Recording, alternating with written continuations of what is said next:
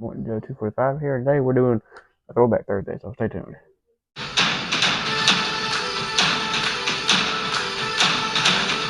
This is the Scavage Predator, or Scavage, however it's said, and now this is an old Kenner figure from the early 90s, and which I actually had quite a few of, so I decided to do this one today. Now, I do have this figure complete, but there is one accessory I have misplaced and I couldn't find, and I'll explain that in here in just a minute. But so speaking of accessories, let's go over the accessories first. First up is this staff here, and it's pretty simple. There's no paint deco to this, but as you can see, it's supposed to be like a skull and a spine kind of packed onto this, and then you see there's like a handle sticking out so the figure can hold it, because the figure doesn't really have good gripping hands to really hold it. As you can see, you kind of have to just put it around the handle around the hand there to to hold it. But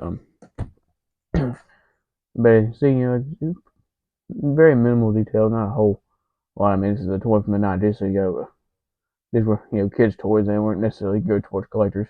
Next up is this bolo shooting thing, and unfortunately, I have the two missiles and the string that goes in this, but I misplaced them somewhere, and I have looked all over for them, and I can't find them. They're somewhere, but so unfortunately, I can't show you how this works. But as you can see, just like the staff, there's no paint deco on here, but um, it's got this C clamp around it, so that you can clamp it onto the figure.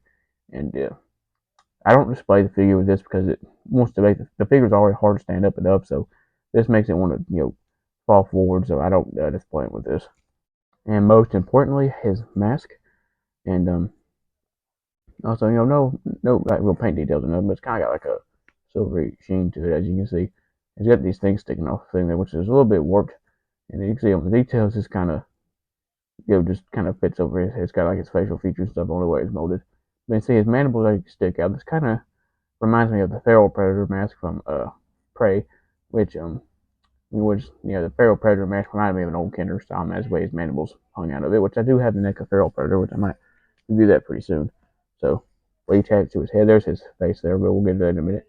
So you put the mask on like so. There's like a clip on the back there that holds onto his head, and that helps you complete the look of the predator himself. So let's go over Scavage Predator's articulation. He can, has like a little bit of head movement at his and there are some people don't count that as articulation, but I still count it as articulation because it does move.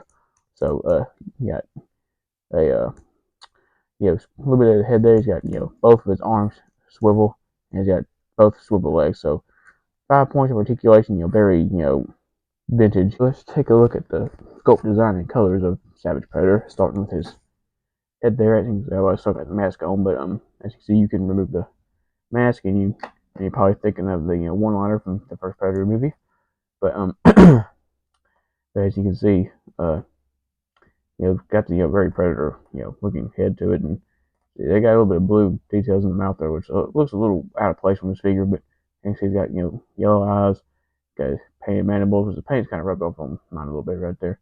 But you can see going to the back, he's got these really long dreads. It's like got a braided ponytail on there, and it's got the plasma caster and the medical back and everything, like the classic Predator.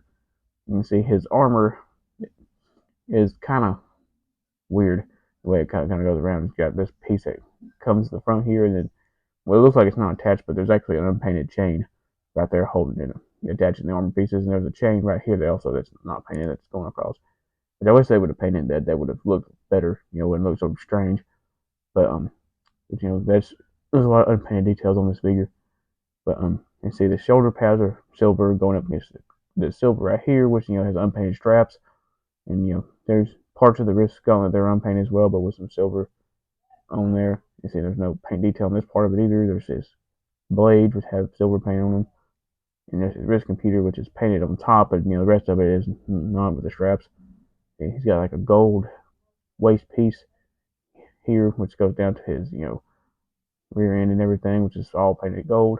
He's also got gold leg armor, which the straps for are unpainted, and his leg armor is all silver, but as you can see, the skin in between his leg armor there is all unpainted. They just painted it silver, and as you can see, he's got on a very standard Predator sandals, and which part of the straps there are painted, and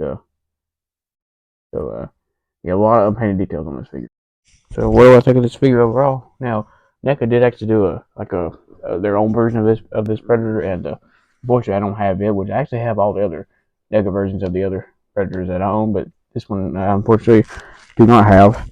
But no, but getting back to the point, well, I may get that figure, but the NECA version of this when review later. But getting back to the point, um, yeah, I do like this figure. I had these growing up as a kid, and then I enjoyed them. Now the lack of painted details on this figure kind of gets on my nerves, but still, it's a pretty good display piece, and I had fun with these. So if you like this video and see more like it, give me a thumbs up to help me out a lot, and don't forget to hit the subscribe button. Till next time.